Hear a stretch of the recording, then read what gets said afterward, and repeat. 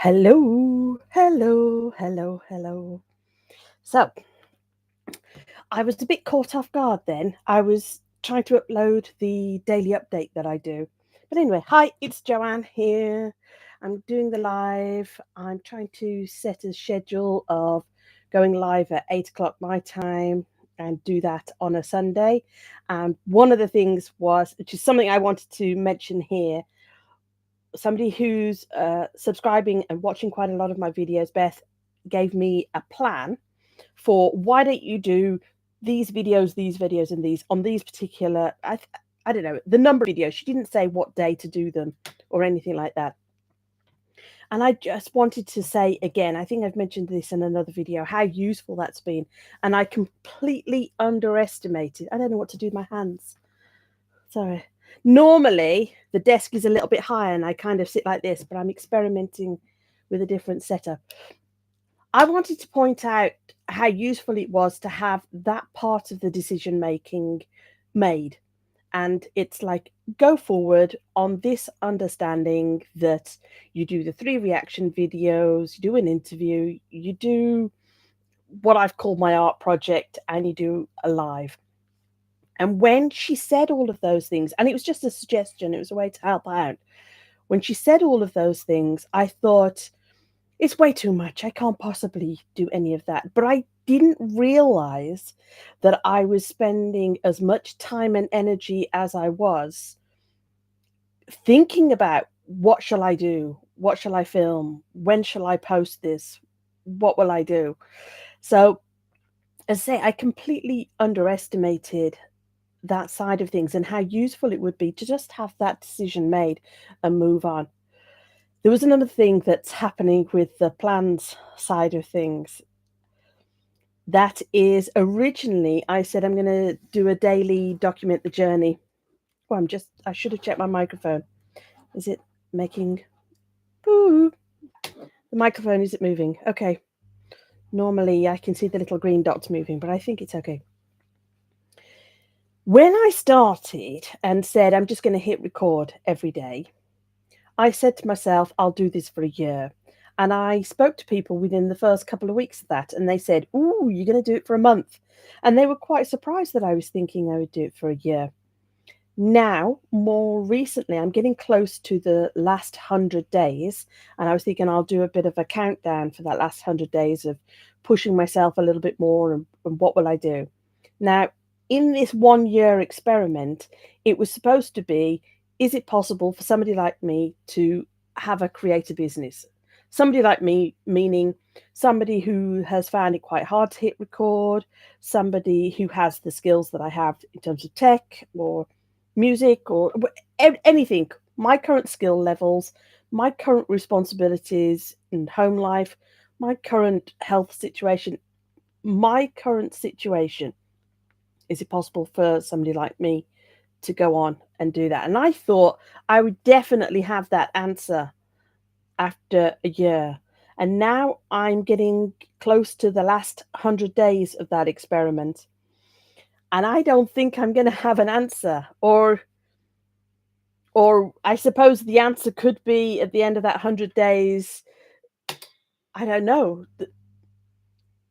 not successful. I don't know. How would you judge success? That I've learned so much and met people and I've enjoyed the process, but I am way far away from where I was hoping I would be. I was hoping it would. I don't know that. I'm thinking mature. I don't know. Does that make sense? I was hoping that I would grow and evolve to the point where it was clear and obvious what was going to be happening next, and that I would have some sort of business in terms of that. And as I say, I'm 100 days off, and I can't see what is ahead of me. Also, I've heard a few videos, and they were saying that really you need to be, if you're going to commit to a YouTube channel, success tends to come after that 3 year period. So they were saying, don't quit at 3 years, keep going. If possible, in your own mind, say to yourself, I'm going to keep going until the 5 years. So I was like, oh my goodness. can I have a plan of 3 to 5 years? Now, I'm not somebody who likes to commit. I'm not somebody who likes to commit to 5 years. 5 years is super scary. I know I could knock 1 year off because of this project that I've just been doing, but, oh, I suppose that makes me feel a little bit better to think that it could be another 4 years. But in my mind right now, I'm thinking, I think I can get my head around keeping going for 3 years because this is an experiment of I don't know. I don't know whether it's gonna be worth it at the end of it, but I suppose that's judging it on the expectation of, is there a business? Is this something that I can say brings in an income? Have I figured out enough that I could coach people or charge people for their time, or the books have are selling or anything like that? I don't know what that looks like. I don't know what I'm aiming for. I like the experimenting, the playing, the connecting to you. You know, when you tell me, "I'll do a reaction to this," and I know that if I do a reaction video, then it's also I'm learning new skills in that. I'm thinking on my feet. I'm also watching a creator. I'm learning about how they create, and I'm getting to hear different music. So all of that is fun. So, what's success? Is success that it's a business, or is success that I'm learning and growing and figuring stuff out? I haven't come to a satisfactory answer about that. I haven't reached a point in my own mind that says, I know what success is. All I know is that right now it doesn't look like how I thought it was going to look like. And yeah, I don't know what else to say to you. I suppose this live was really to tell you about the process of having plans. At the beginning, the plan was, is it possible for me to hit record every day? And the only way I could persuade myself to even hit record that first time was to promise myself that it would be a 1.5 minute video and that I wouldn't be putting any other pressure on myself. And as I progressed, I got excited and I wanted to try other things, and I experimented and made slightly longer videos, but there was no schedule, there was no consistency or anything like that. It was more that was I was enjoying doing that. But all along, I said to myself, I don't know what's possible for me, particularly health-wise and energy-wise, but I'm pretty sure I can say 1.5 minutes. And so I always had that to fall back on. So I never pushed myself to say, oh, I'm going to have a schedule of doing this many videos a week or anything like that. Because in my mind, as I say, I didn't know whether all I'd be capable of doing is a 1.5 minute video. But there comes a point where you kind of where I felt that I needed to be a little bit more adventurous and make a bit more of a goal for myself. And then, as I say, when Beth gave me this plan, and she was saying to me, "You don't need to stick to this plan. You don't need to do all of these things." And I thought, no, but I think I need to see how it feels.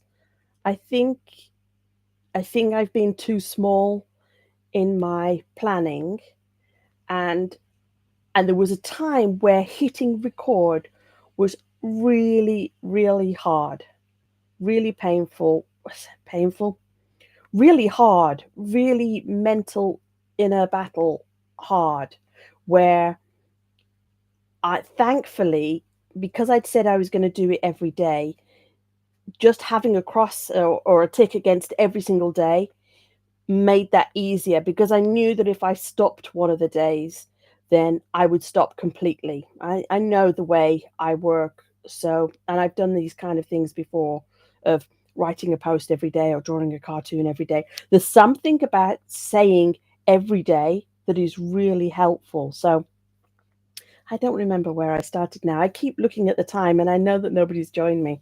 So, this is all good fun. So, if anybody is watching this later, that's why I haven't acknowledged anybody watching, because nobody is watching. For some reason, that makes me laugh. I remember the very early days of doing the live videos and being pretty sure that nobody would be here. Or I just somebody here and then go, it's terrible. I wish I couldn't see the numbers of people popping on and then disappearing again. Anyway, plans. If you're creating something, you may find that it's helpful to do this everyday type of thing. But that I think for me, it was useful to be pushed a little bit and say, be a bit more adventurous about what is possible, because you've got used to this hitting record thing, and now what? Now what? If the goal was just to hit record over that year project, that has been a success. What is it? Today is day 262. I've been hitting record every day. I think there's over 500 videos or something, because I've been hitting record every day and also making other videos as I go along. And then this last week has been, I'm going to set this schedule. I'm going to have this pattern of when I do reaction videos and when I do interviews or some version of an interview, because I didn't have somebody to interview this week. And as I say, I think it's been a really useful experience to challenge myself to have that plan. Now, I have a small YouTube channel, so it doesn't matter if I don't meet those deadlines or the aspirations that I have in terms of following this plan. But I do think it's useful to be, I'm thinking the word begins with a B. It's not boisterous. I'm not sure what the word is. More outgoing, more, I don't know, bold. I can't think what the word is. You can probably think of the word later, but when you're bolshy the word? It's not confidence. It's about being it's about, okay, I'm going to try for this. It's higher and it's more work than I think I can do, but I think it'd be useful to see after a month what happens by setting my goals and my aspirations that little bit higher. So that's what I've been doing. And as I say, it's been fun. Instead of waking up in the day thinking, do I have a video? Do I have the energy to make a video? Is it possible for me to do this? It's Monday, there's going to be one of these videos. Or it's Tuesday, there's no video. It's Wednesday that this is the video. And I've been really shocked at how that has helped me just move on with the day, in that I know the reaction videos are shorter and I don't particularly give much thought to them beforehand. It was suggested that maybe I should research the different artists. And there are some people that I've done one reaction, I'm doing a second, and I do some research in between time. But I like the blind reactions. I like that I've got absolutely no idea what I'm letting myself in for. So that's what I do. I keep it like that. But anyway, there's a couple of people here. Say hi if you want to, if you feel confident enough to say hello. I'm very new with the YouTube channel. I say I'm very new. Lately, I've been seeing loads of YouTubers saying, hey, I've got 1,000 subscribers and I've been doing this a month. And I'm just like, oh, I hang my head in shame. But anyway, I'm going live on a Sunday. I'm seeing what's possible, where 200 and something days ago, it didn't feel possible to even hit record and let alone go live. But sometimes you have to push yourself to try new things. And anyway, those few people that are subscribed to me have been watching me grow in confidence as I go along and figure things out. So I'm just saying hi. Anyway, Beth. Hi. So Beth is here. Now, I was just saying about the plan that you gave me and how useful it was. And I was surprised how by waking up in the morning, instead of thinking, what shall I do today? And is this possible? And do I feel well enough? And I don't know. Not helpful thoughts. I just thought, okay, today's this reaction video. And very often I had things that had been recorded before, and I'd just taken my time about editing things. So I think I have about 7 or 8 videos that are in the copyright system or need to be edited or something like that. So that gives me focus. I had no idea that it would be so helpful to stop agonizing and second guessing about what is the best thing and just say, let's go for this plan. And in a month's time, refresh, renew, rethink, see what happens. But in the meantime, just go for it. Just see what's possible. So you will have noticed that I said that I was going to be doing an interview on Saturday night, and this Saturday I didn't have an interview to share. I do need to, part of the plan is how many times I'm reaching out to people and say, can I interview you? And that is something that I'm still working on. I I tend to reach out to between 5 and 10 people a week, but I could do a lot better at following up on that system. And so what I've been doing over the last week is making a note of different people that I've spoken to in the past that maybe have said they're busy or a passing interest, but nothing ever got booked. So I need to make an effort to reach out to them. I've also been going through older videos where people have said, please cover this song, please react to this song or this artist. And I thought, I've completely lost track of what I'm doing with all these. So I've been making some notes about that too. Anyway, do you have, I don't know whether you have any questions, Beth, or just want to say something that you're doing lately? I feel very awkward because normally I think you know that my desk used to be up here and I used to just rest my desk, but I'm trying to experiment with doing, moving my arms, but I don't know what to do with my hands at the moment. So, do you have any questions? Maybe I'll just cut it short today, but I wanted to keep the promise to myself. I said I'd go live. I'm going live. If you've got any questions or anything that you want to say, what's happening? And Beth is saying, I like seeing more expressive. I think I hadn't realized how much more vulnerable it feels. I had underestimated. I knew that I wasn't pushing myself in some of the videos. I was starting to get more comfortable hitting record. And I noticed when I moved to the lounge to record or when I went to go and do the video somewhere else that I felt that it was hard again. And I thought, whoa, I need to be using this last 100 days to be pushing myself and experimenting. And so I was becoming a lot more observant of people that I was watching on camera, as in, what were they doing? Were they changing the scenery and different things? Were they sitting in different rooms? I haven't been outside to film. I've done outside recording years ago, but I would definitely feel uncomfortable with doing that. We also have a drone, which I have never used. And I watched a video today which was about tiny house building, and they're in some sort of jungle setting. It's fabulous and it's beautifully sort of cinematography and all that kind of thing. And so, one of my Friday videos, I will be getting the drone out, showing me outside. And it's not going to look at all like this beautiful tiny home out in the rainforest or whatever it is that they're building. But it'll be good fun to play. And so that's the thing, is push myself, pay a bit more attention to the things that I'm watching. What is the setup like? Are they testing themselves? I know that I feel uncomfortable moving around. For example, I don't think I would walk into shot or do a walking video. But this last 100 days is something to experiment. So if you've got any ideas for experiments for the 100 days, but don't say anything crazy. Don't say produce a movie or something like that.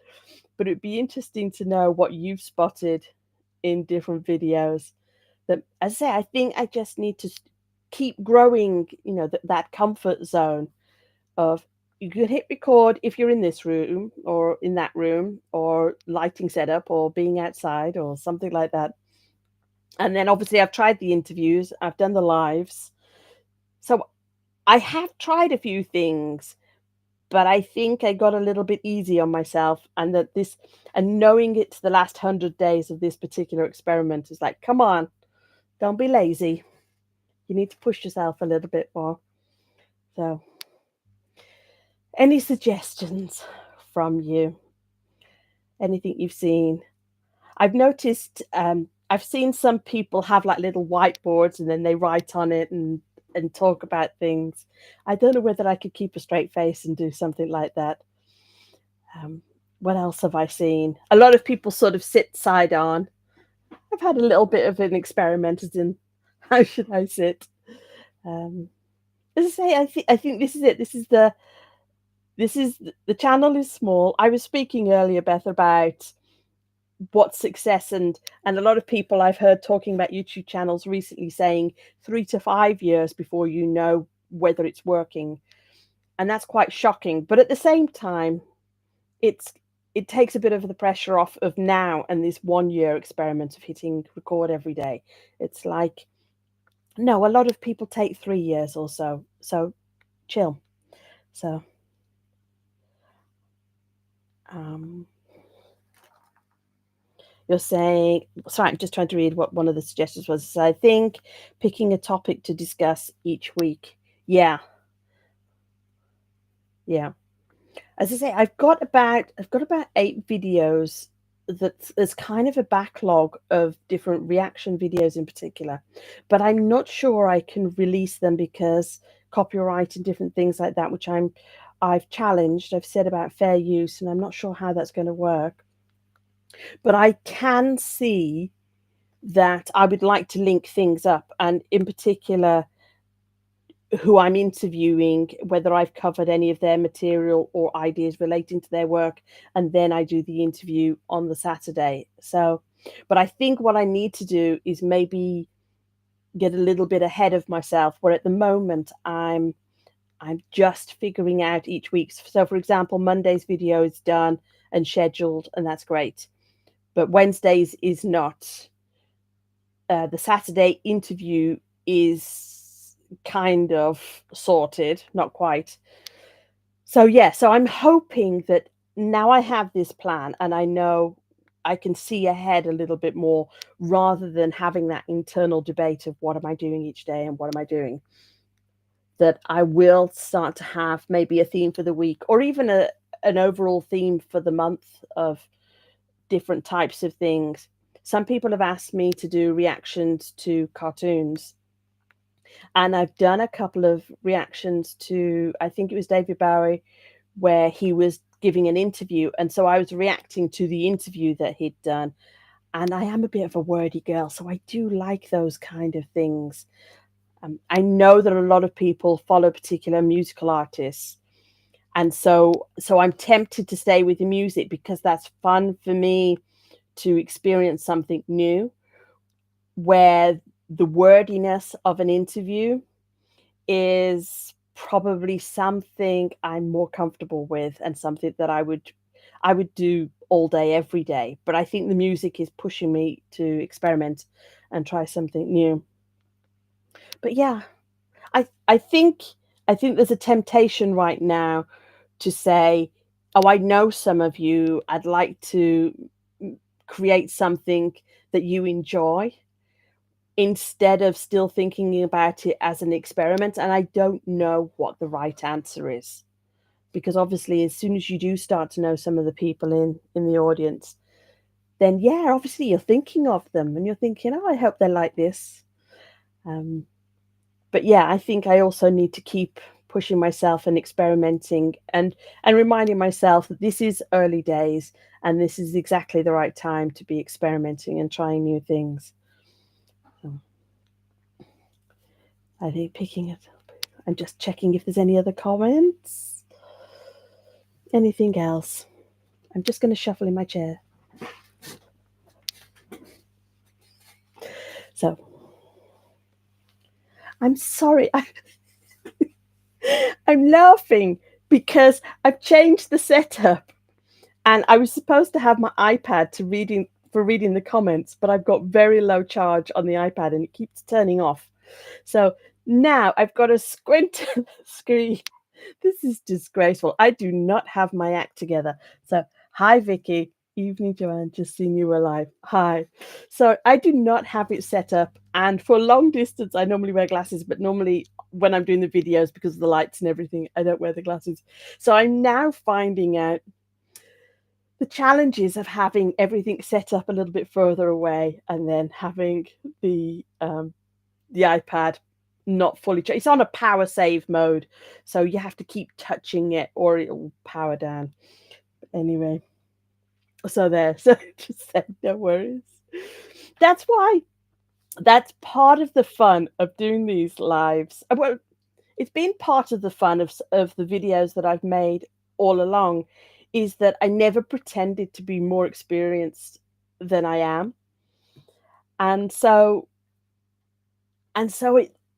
it doesn't feel quite as embarrassing in terms of a painful experience. It's a little bit embarrassing, but it's kind of funny to think, "Oh, okay, I messed that up," or "Okay, I was doing one of the interviews and I was trying so hard to be professional and speak to this person in a, as I say, a professional way. And then I said to them, can you check the video and be sure you're happy for me to release it and go public?"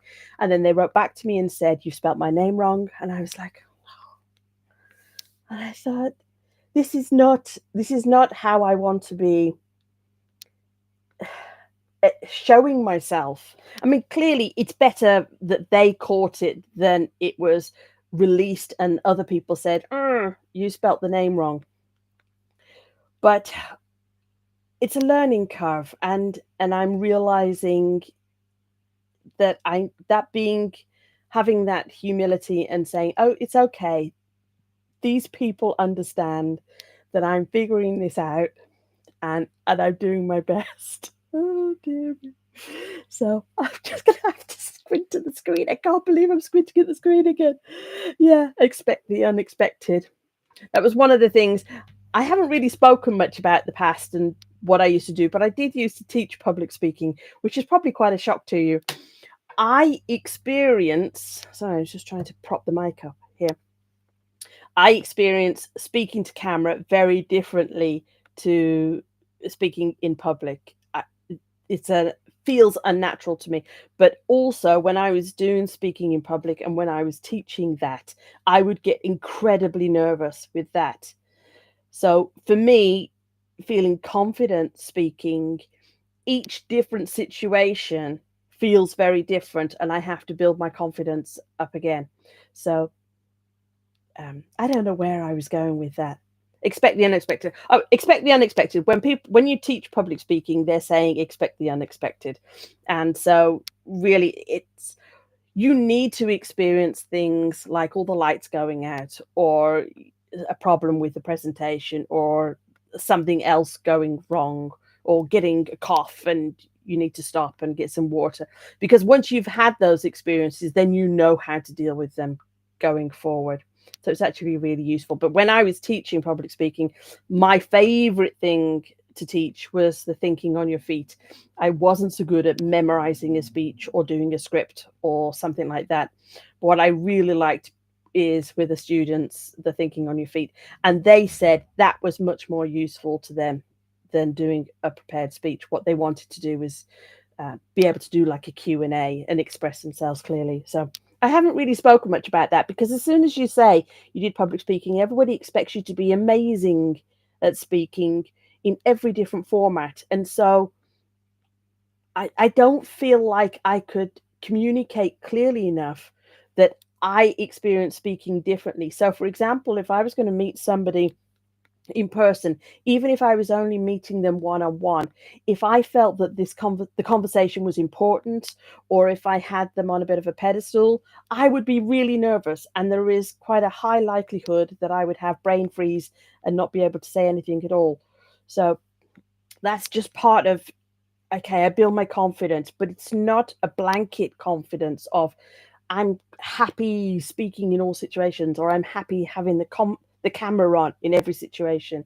I'm just I just have to kind of build it and then I kind of in a new situation I go back a bit, but not completely to zero, but I and then I grow again and then grow again.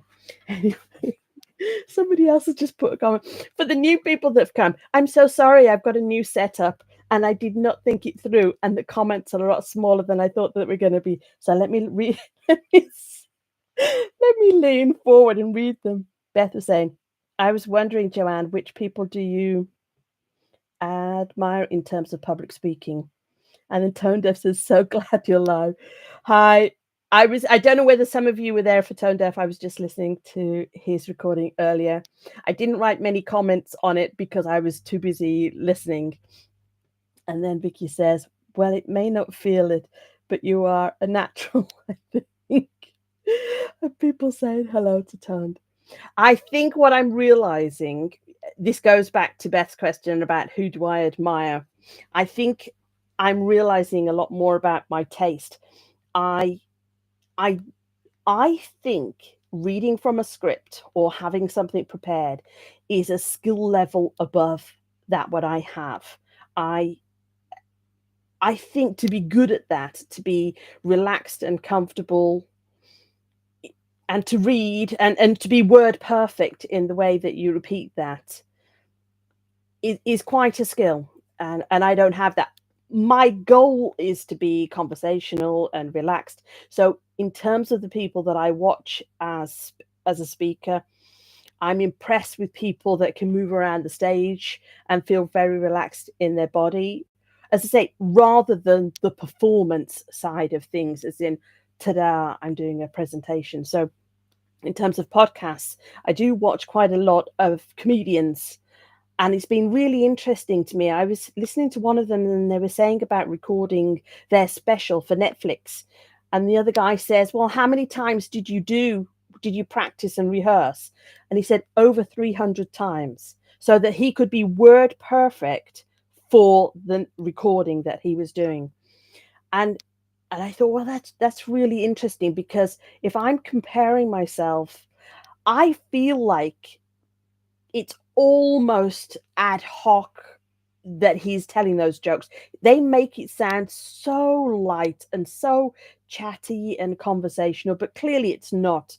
There's a ton of work that's been going on. But that's my taste. That's what I really like. I'm just trying to think of some of the comedians that I've been watching, some of the podcasts that I watch. Who do I watch?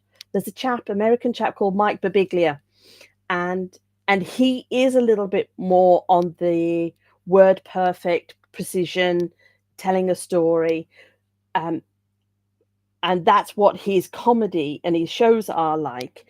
His podcast, though, is very much about, it's called Working It Out, and he's talking to other comedians and other performers about how do you work out these ideas, how do ideas come, how do you expand on them, how do you craft them. And I love that as a conversation. So, didn't really answer your question about public speaking. Who have I gone to see? I've seen live Elizabeth Gilbert. I really like Liz Gilbert. There was a time where I was a big fan of some of the women coming through. Brené Brown, Liz Gilbert, and there was another lady. I can't think what she wrote a book, something about being brave. I can't remember what her name is, but there was like a little spate of some females coming into the public speaking space, and I was a big TED follower. Loved all of the TED videos, particularly that new style of it being 18 minutes and being much more story led and conversational rather than PowerPoint with bullet points. So I'm going to have to get closer to the screen to read again. I am sorry. So, oh dear. So I love the new angle. Tone Deaf said, I love the new angle. And then Mamie's saying, hi, sweetie. Are you in the UK now? Are you on holiday? Sorry, I'm falling down in my chair. I've got the giggles again now. I think I'm just so relieved that people have turned up to say hi. Oh dear. I was telling people earlier that Beth gave me a plan. She said, she made a suggestion of, why don't you do 3 videos of this, one of this video, one of that. And my initial thought was, wow, that's a lot. And now I've put the plan in place. I realize I completely underestimated how much energy I had been wasting on asking myself every day, what am I doing today? What am I doing? Is this possible? And now it's, I'm doing this today. And and obviously if I was too ill to do it, then I wouldn't do it. But all of that thinking and deliberating, it's like, I don't have to do that. So there you go. Dear me. So yeah, I think when you were saying about picking a theme, I think I am going to be talking a little bit about the thinking on your feet. That's something that I've been realizing is what attracts me to the reaction videos, is that I'm watching people express themselves in the moment and have that reaction and make those comments and add value to a video. And that's something that I really like, as opposed to having a scripted message. So anyway, does anybody have any questions? So Mamie's visiting the UK, so that's nice. Tone Deaf has just done a more in-depth live, and he was a bit fancy pants actually. He's raised the bar on me a bit because he had, I can't remember the name of the app, an app that I do have but never used. And he had it set up, I think, to Instagram and to YouTube and different things, and he had multiple screens and the comments coming up. And I was like, dear me, I need to be figuring this out too. But you'll be pleased to know, if he's still here, Tone Deaf actually wrote to me separately via the DMs in Instagram when I put a question out about copyright videos, and he taught me through the steps of what to do with copyright. You'll be pleased to know I've challenged it's about 7 videos where I've challenged and put forward that it's fair use to do with copyright. So I did get back to reading all of the comments that you wrote and following that advice. But it's very good to see other people create and see them try new apps, because I know that this is new. I think this is the second live that Tone had done. And straight away he's stretching himself and using this other app and linking to multiple platforms, and also as I say, I don't know whether he's here, but at one point he just said, I am a poet. He was talking about liking words or something like that, and then he said, yes, because I am a poet. And I was like, oh, how good for him that he actually owned that. Because previously, when I first was speaking to him, he'd mentioned the poetry that he writes, but it was a little bit quieter, and it was like, I'm doing the reaction videos and I'm exploring this. And I said, oh, it's so good to hear you say I'm a poet. And that doesn't mean he can't do the reaction videos or be interested in music or add value in any of those other things. But as I say, I thought that was really good to see people do that. Also, I tell you who I saw, Lisa from, I think a channel is Lisa and Life. Does that sound right? She does some of the interviews, and she was doing a live on Instagram. Now, I've never hung out on a live on Instagram before. It's got a completely different vibe. I don't know how you feel watching the YouTube video, but when I was watching maybe because it was on the phone, where typically when I'm on YouTube lives, I'm on the laptop. But it was casual, it was relaxed, it was chatty. She was doing not so much an interview. It seemed like the person that she was speaking to, she'd already interviewed. And this time was just chatty and catching up and talking about ADHD and the impact on their lives. But say super relaxed and comfortable to watch and to hang out with. So I'm going to have to get closer to the screen again. Oh, dear me. StreamYard, that's it. You signed up last week, Mamie. Oh, my goodness. Everybody's overtaking me with all these skills that they're gathering. Yes, I signed up for StreamYard quite a while ago, but I haven't, and I've opened it and looked at the green room and the different things like that, but I've never stopped to connect everything. So does that mean you're going to be going live, Mamie? If you are doing lives, let me know. I shall be there to support you. So Mamie's saying it looks very daunting. There's a couple. I think there's one. Is it Riverside? The street. I signed up for a few of them. this is what I do. It's so much indecision, really, of which one's the best one and which one's easier. And I think there's one called River something, and let's say this StreamYard. I have a feeling Tone Deaf used StreamYard. Mamie saying it looks very daunting. Tone Deaf says, so glad that I could assist. And yes, I'm owning who I am. You helped me. Tone Deaf, hi Vicky. And yes, StreamYard is coming soon. Yeah, sorry, sorry. I don't know whether I'm not looking at myself. I'm looking into the camera, and obviously I'm reading the comments. So I don't know. Am I squinting and everything?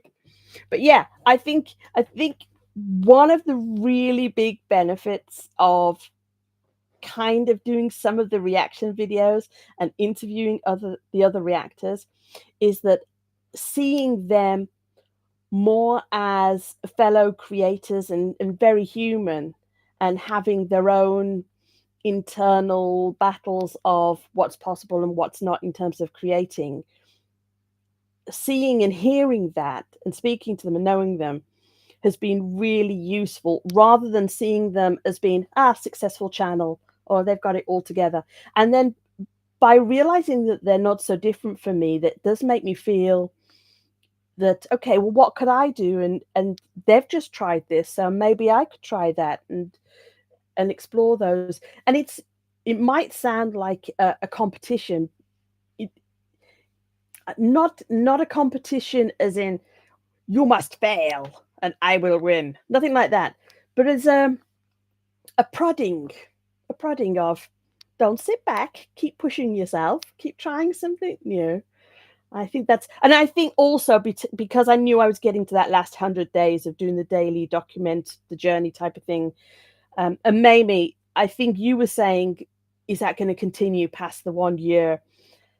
I've been hearing people say that it could be 3 to 5 years before you know what you're doing on YouTube, which is kind of daunting, isn't it? I don't know how you feel about that. But anyway, let me read what's going on. So, Tanda for saying, that's it, be you. Vicky was saying, very sorry she missed it. You can watch it. I'm sure that Toner's put it back up. He was talking about the Super Bowl, the halftime. The only thing is, I never saw it.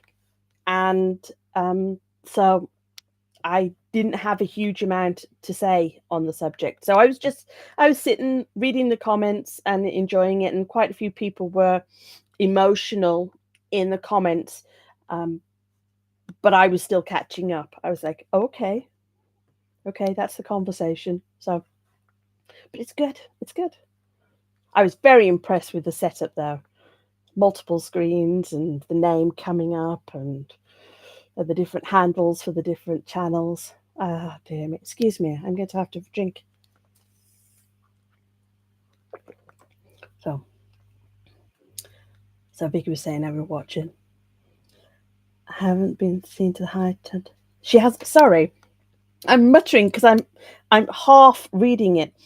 She hasn't seen the half term. Been listening to what Tone has to say. Yeah, I don't know, Tone, whether you're open to discussing it in the comments, but I get the feeling you're doing your own experimenting and figuring out about the channel. I did notice that you seem to be clicking up in the subscribers still, so clearly everything's working. I don't know whether you feel that everything's working. Maybe you grew super fast when you first started talking about the reaction videos. I don't know if things are slowed down, but I've definitely seen the numbers go up, so that's great. And Mamie's doing well and experimenting, but obviously she's on holiday, so I think she's giving herself a little bit of a break too. It's really fun to think that other people are creating. I have reached out to a few people that have written books rather than doing music, and their work is all about encouraging creators. And a couple of them have said yes to interviews. I've just got to wait for diary and schedule and different things like that. So I was really interested in what they would say for YouTubers and everything else. What was interesting for me is I've noticed that some of them have very big followers on Instagram, for example, but may only have a couple of hundred on YouTube.